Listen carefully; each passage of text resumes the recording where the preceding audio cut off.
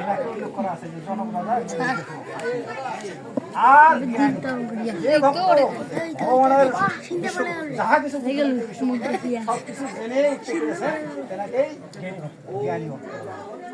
আর এই চতুর্বর্গের ভক্তে জ্ঞানী ভক্তকে ভগবান শ্রীকৃষ্ণ শ্রেষ্ঠ বলে বলে। তাহলে চাওয়া পাওয়া করা দরকার। তাহলে আমরা চাবো না এখন এই যে গীতা আমাদের আছে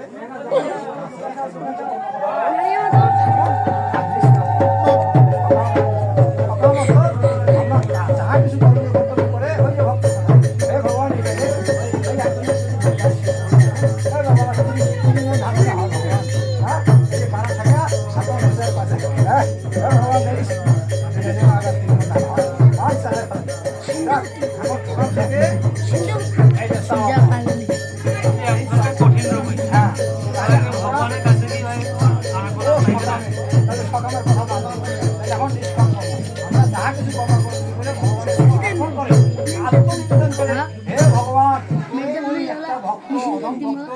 যাহা করলু তুই করালু তুই করলু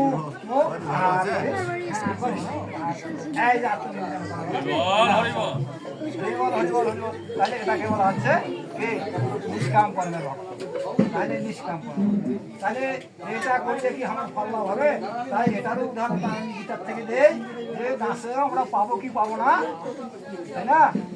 এই জন্য এখানেও বলা আছে গীতার মাহাত্ম কথা বলা আছে ৮৪টা। গীতা পাঠের শেষে ৮৪টা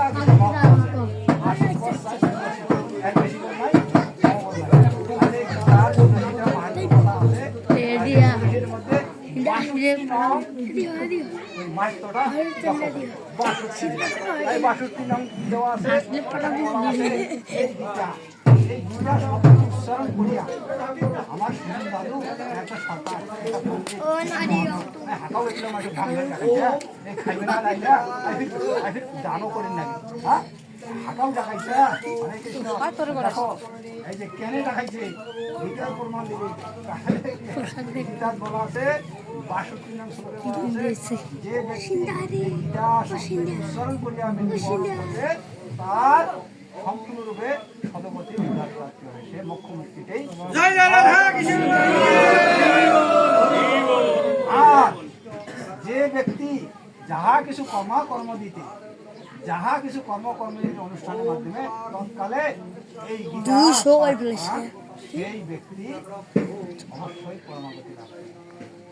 এই যে কোনো কর্ম অনুষ্ঠান যে কোনো কর্ম এই যে আমার সুন্দর কর্ম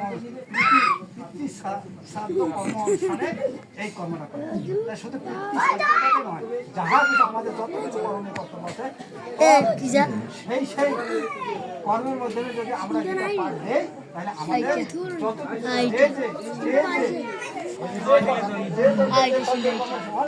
সেই কর্ম সকলের ফল এই ভগবান আমাদের তিনি আপনা আপনিতে আমাদের উপর প্রদান করে নেয়। এতে কোনো সংশয় নাই, আমার কথা নয়। গীতার ৬২ মন্ত্র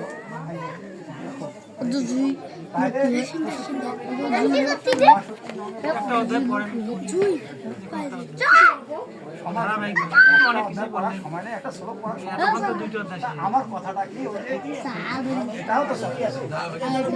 আমার শেষের কথাটা হবে আমি কথা বলছি কথাটাতে ওই কথাগুলো আগে আমাকে নিজে চিনতে হবে। আমার ১ নম্বর কথা যে আমাকে গতিত লাভ হতে হবে, আমাকে উদ্ধার হতে হবে, কর্মগতি প্রাপ্ত হবে। তাহলে ওই কথাটা আমার এইটা যে আগে নিজকে নিজে চিনতে হবে। নিজে কীভাবে নিজকে চিনব এই কথাটা করা যায় ওই আশার কথাটা আশার কাছে না। আরও যদি পাঠ করি আশার কথাটা আশার কথাটা আমাদের সঙ্গে। তাহলে আমরা এইভাবে আসবো, আসিয়ে আমরা যেন এমন একটা জীবন গঠন করতে পারি সেই আমার জন্য মানুষ সাহায্য করে। আচ্ছা, এটা আমাদের একটা ধারাবাহিকতা কথা আছে না, মানুষ হয়ে মানুষ যাকে ভালোবাসে তাকে কে ভালোবাসে বলেন? মানুষ হয়ে মানুষকে যে ভালোবাসে তাকে কে ভালোবাসেন? ভগবান ভালোবাসে। তাহলে ভগবান যার ভালোবাসবে তার কোনো আর অনিশ্চয়তা আছে। এই জন্য ভগবান বলছে, আমাকে ভগবান নিজে বলছে যে আমাকে ভালোবাসার আগে আমার পিতা মাতাকে ভালোবাসো, আমাকে ভালোবাসার আগে তোমার আত্মীয় স্বজনকে ভালোবাসো, আমাকে ভালোবাসার আগে তোমার গুরু গোবিন্দকে ভালোবাসো, আমাকে ভালোবাসার দেশবাসী সবাইকে ভালোবাসো। তারা সন্তুষ্ট ভগবান কাছে, তারা সন্তুষ্ট তখন আমি সন্তুষ্ট, তারা সন্তুষ্ট নয় আমিও কখনো সন্তুষ্ট। তাহলে ডাইরেক্ট ভগবানকে ধরিয়াও কোনো আমাদের লাভ নাই, কোনো নাই। আরে বাবা ওষুধ ছাড়া হাঁটতে করতে পাওয়া যাবে না। হ্যাঁ, হরে কৃষ্ণ। তাহলে যেন মানুষকেই যেন আমরা আগে ভালোবাসতে পারি, মানুষ যেন আমার উপর সদাভাবে সন্তুষ্ট হয়ে, তখন ভগবান আমার উপর সন্তুষ্ট হয়। ভগবান যাক, এভাবে আমাদের চলাগতিটা সূত্র ছাড়া সমাজ ছাড়া চলা যাবে না। তাহলে এইভাবে আমাদেরকে মানুষ হতে হবে। যেন আমি মানুষের মতো মানুষ হয়ে আমি যেন ভালো সুরেশী লক্ষ্য জমিতে না গিয়ে একবারেই ভগবান গঠন করে তাই আমাদের জয় জয় রাধা কৃষ্ণ। তাহলে যাওয়াতেই হবে, আমাদেরকে যেতে হবে। আমাদের যেভাবে আসলাম তাহলে যাওয়ার আগেই কথা বলা হবে। তাহলে নিষ্ক্রিয় কি বলছে জানা না থাকলে কেউ পেছেন। তাই মহাজন বলেছেন, জ্ঞানী বলেছেন, হ্যাঁ, যে পাপি ভাবে আমার মতো সবাই পাপি হয়। হ্যাঁ,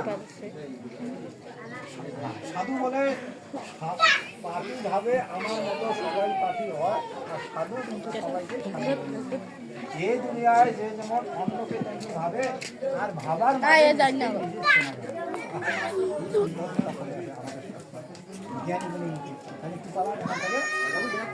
পাপি যারা পাপি ভাবে আমার মতো সবাই পাপি হয়, সাধু কিন্তু সবাইকে সাধু বলেই হয়।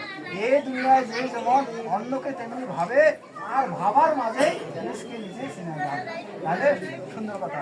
তাহলে যারা পাপি, যারা পাপি তারা সকালটায় নিজন পাপি, নিজন সেটা খুব সারায় পাপি। তারা সাধু, সাধু তারা সৎ, তারা ভগবান তারা কিন্তু